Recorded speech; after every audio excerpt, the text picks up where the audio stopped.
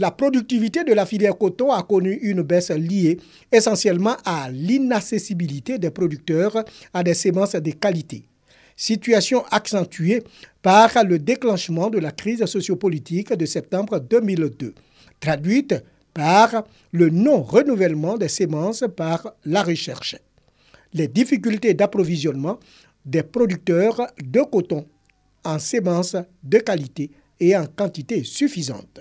Ici en Côte d'Ivoire, on veut monter la production, mais la production ne peut pas monter sans bonnes semences.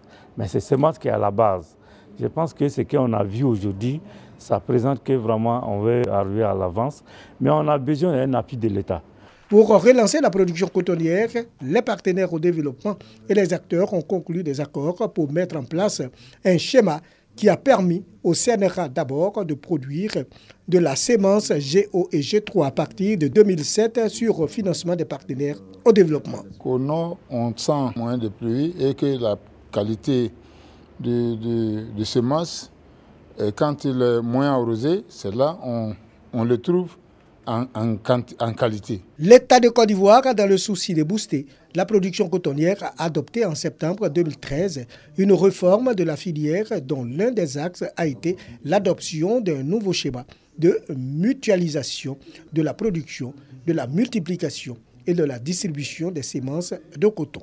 La longueur de soie, qui est un élément très important de la fibre, s'est accrue cette année. Quand on compare les résultats qu'on a déjà à mi-parcours par rapport à ceux qui sont des années passées, on se rend compte que cette année, la production est beaucoup mieux. Le projet Appui au secteur agricole, PESAC, a lancé le programme de mutualisation, de la multiplication et de la distribution des semences de coton de Côte d'Ivoire. Le PESAC a permis la mise en place de la coordination du projet de production de semences coton en décembre 2017 à Korogo. Au cours de cette campagne, différentes missions de suivi des activités ont été menées.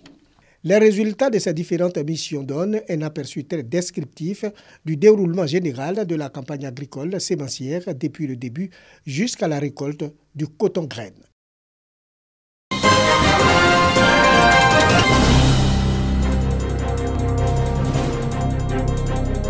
Saut à la main. Adja Sidoni remplit les abreuvoirs de ses porcs. Elle perd toute la journée dans sa porcherie. Avec 2 porcs, il y a de cela 6 mois, elle a aujourd'hui une quarantaine de têtes. C'est une activité qui me plaît et qui est rentable aussi, quand c'est bien fait et puis quand tu as les moyens. Donc c'est pour ça que j'ai voulu faire ça. Au quartier Kofi Krou, toujours dans la commune de Bouaké, Kofi Rosemonde s'est spécialisé dans l'aviculture. Le début, ce n'était pas facile. Beaucoup de gens m'ont découragé que ce n'est pas métier des femmes, que c'est métier d'hommes. J'ai commencé en 2009. Élevage de volailles et de porcs, activité autrefois réservée aux hommes pour sa pénibilité. Ces femmes ont choisi ce secteur d'activité pour assurer leur autonomie financière. Aujourd'hui, on peut dire que Rosemonde est une femme autonome grâce à l'élevage de poulets parce que j'arrive à subvenir à mes besoins, j'arrive à subvenir à aider mon mari, j'arrive aussi à aider mes enfants pour aller à l'école. À la maison, j'aide mon mari. D'abord, j'aide à payer le loyer, même la nourriture. Souvent aussi, j'interviens. L'élevage de porcs est un moyen pour l'autonomisation de la femme. Parce que si c'est bien fait, ça rapporte. Dans la quête de leur autonomisation, ces femmes bénéficient du soutien d'une ONG internationale. CARE a commencé d'abord par l'encadrement, l'entraînement, l'éducation financière, la vie associative et à l'entrepreneuriat.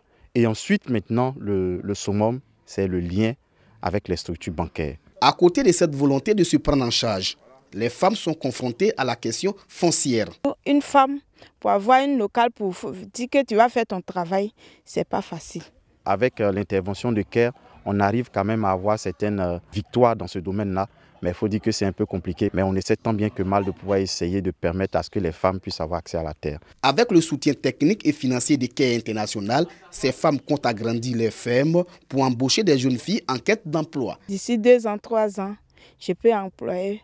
Ce n'est pas seulement mes soeurs, même les jeunes gens, pour qu'on puisse faire le travail ensemble. En Côte d'Ivoire, elles sont désormais nombreuses les femmes qui ont choisi l'élevage comme voie de leur insertion socio-économique.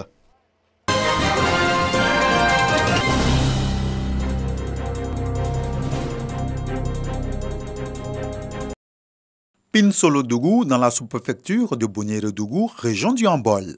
Ici, les populations ne font plus leurs besoins dans la nature, elles utilisent désormais les toilettes. Grâce au projet Assainissement Total, piloté par la communauté.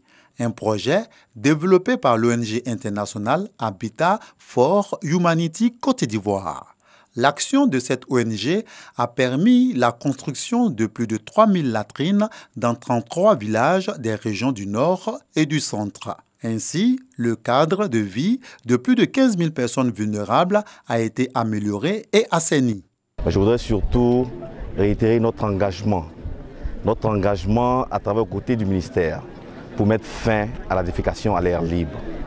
Et le message que nous lançons à l'endroit des populations, que nous lançons à l'endroit des élus, c'est de soutenir l'action d'Habitat pour permettre le développement véritable. Pour encourager ce changement de comportement des populations rurales relatifs aux bonnes pratiques de l'assainissement, 20 villages des sous-préfectures de Bouniré-Dougou et de Dabakala ont reçu du matériel d'hygiène et d'entretien. J'ai vu des populations engagées à sortir de la défécation à l'air libre. J'ai vu des populations émerger. Un spécial merci aux populations qui ont compris le sens du message de Habitat for Humanity. Le sens du message du gouvernement de Côte d'Ivoire, mettre fin à la défécation à l'air libre. Pinsolodougou. Tous les acteurs engagés dans la lutte contre la défécation à l'air libre, notamment les partenaires techniques et financiers, ont été appelés à poursuivre leurs efforts dans l'optique de l'atteinte des objectifs de développement durable ODD. Le défi à relever est l'atteinte de 0% de défécation à l'air libre en 2030.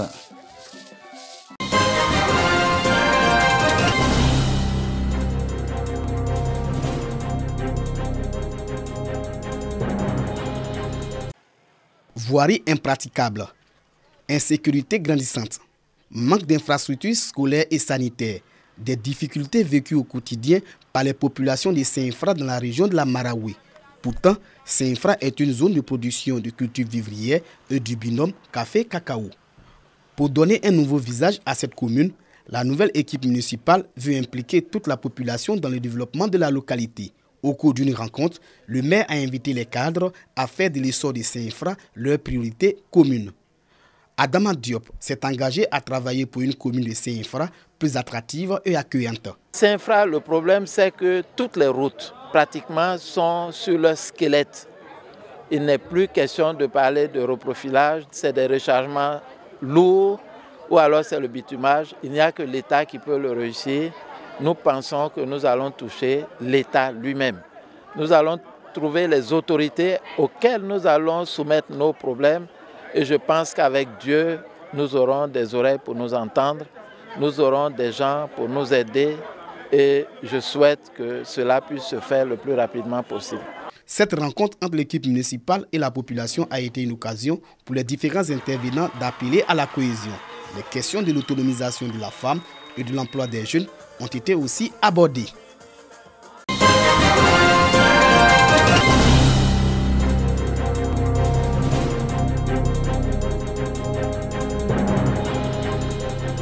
Bakayoko Yakuba, l'association des jeunes de Gonfreville pour l'émergence et Cissé Vali sont respectivement lauréats des prix du meilleur jeune entrepreneur, de la meilleure association de la jeunesse et du meilleur collaborateur du délégué régional du CNJCI, Conseil national des jeunes de Côte d'Ivoire, au titre de l'année 2018.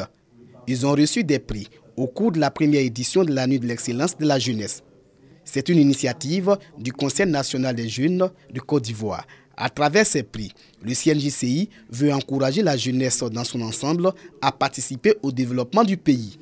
Les jeunes de Boaké, je vais parler des leaders, durant une année, se sont engagés en sensibilisant les jeunes, en formant les jeunes. Les jeunes se sont mis à nos côtés pour faciliter les sessions pour des jeunes. Et nous avons estimé que nous devrons organiser une nuit de l'excellence pour célébrer ces grands leaders. Ouattara Enza a invité les lauréats à être des modèles pour la jeunesse. Le délégué départemental du CNJCI a également exhorté les jeunes à s'inscrire dans la dynamique de l'excellence prônée par le président de la République, Alassane Ouattara. Les lauréats de la première édition de la Nuit de l'excellence de la jeunesse sont répartis avec plusieurs prix.